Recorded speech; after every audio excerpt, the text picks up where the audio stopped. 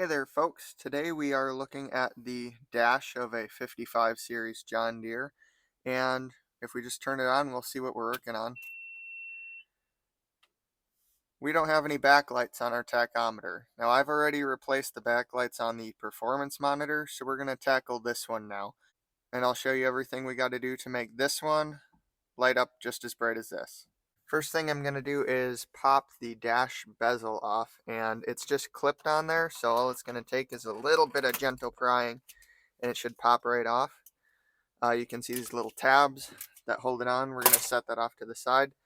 Next, we're going to need a Phillips head screwdriver, and I'm just going to take out these 4 screws that hold this white plastic part that's holding our dash into the actual column itself.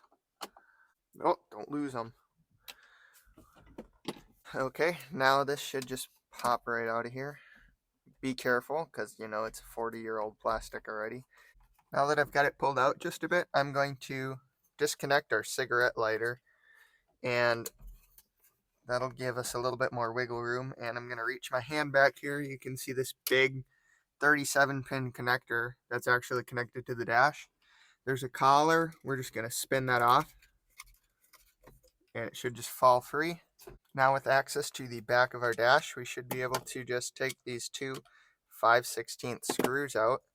And again, don't drop them down into your column. That would be bad. And yeah, well, plus 7,900 hours. So I guess that means our tractor has like 21,000 hours on it. So, but now you'll be able to just remove the dash like so and place this back into your column like that. Let's head over to the bench and we'll pop this thing open. So we got our dash here. Let's flip that over. We're just going to take a 1/4-inch socket and loosen up each of these 4 bolts. There's one on each corner.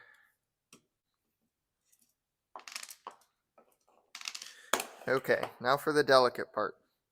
We are going to just split this open, but be very careful because we have this ribbon cable right here, so you got to keep these real close together. Be gentle with that. And you can see over here we got the 2 light bulbs we're going to be replacing. I got a whole big pack of these T5 LEDs just on eBay. I think this whole thing was like $10, but I've already got 2 picked out, so we're going to remove our old light bulbs and be careful because they're glass. You don't want to break those off in there.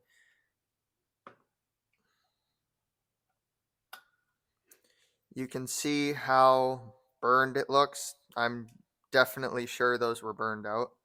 And then we're just going to take our new little LEDs and pop them in here like so. They might take a little bit of finessing. There we go. And the only bad part with these is that they're polarity sensitive, so we only have a 50-50 shot of actually putting these in the right way the first time. I tried all the other colors on the performance monitor, and white just looks the best. The blue washes everything out, the green washes everything out, the red's not super bright, and the yellow's also not super bright. So we're just going to take and close this thing back up gently, just like that, and reinstall our screws. That's really all there is to this. Alright, I'll run these back down and we'll go test it in the tractor. Since we're just testing right now, I've got our little housing pulled off to the side. If we look at the plug on the back here, you can see there's some of these indexing tabs. Those obviously have to line up with the plug here. So it's going to take a little bit of finagling, and I guess I just got it on the first go. But it can be hard if it's your first time doing it. So I'm just going to set it there, and we'll turn the key on. Looks like they're both the wrong way. So we'll got to take it apart and turn both of them around, and then try it again. I've also found that these little LED lights can be kind of finicky because the only connectors they have is this little tab right there, and sometimes they don't perfectly line up with the little slots in here, so you gotta wiggle them around or push them off to the side, along with being polarity specific. Like you can see, this one is kind of towards the center. I found it helps if you pull it out a little bit. and they will move. It's just bent on the side. But we'll flip this one around and go try it again.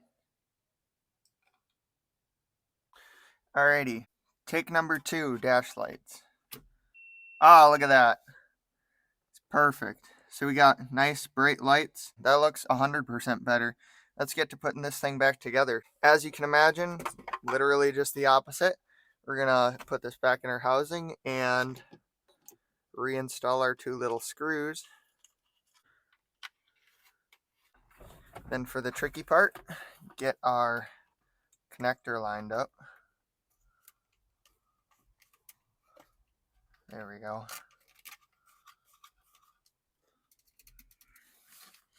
And can't forget our cigarette lighter. That's an important feature. Okay, then we're just gonna carefully drop this back in place. Nice and flush. And reinstall those 4 screws. And lastly, our dash panel, which is just going to snap right back in place. This can be a little finicky because it's such an exact fit to make it look nice. And you want to make sure all of your tabs are actually on the inside here. Got to go on nice and square. There we go. And that's all there is to it. So we turn her back on. Still lights up. Everything looks great. Look at that. Much, much better. Well, thanks for watching. Hopefully this video was helpful. If it was, give me a comment and possibly subscribe. And hopefully you can have your 55 series looking really bright, just like ours is now.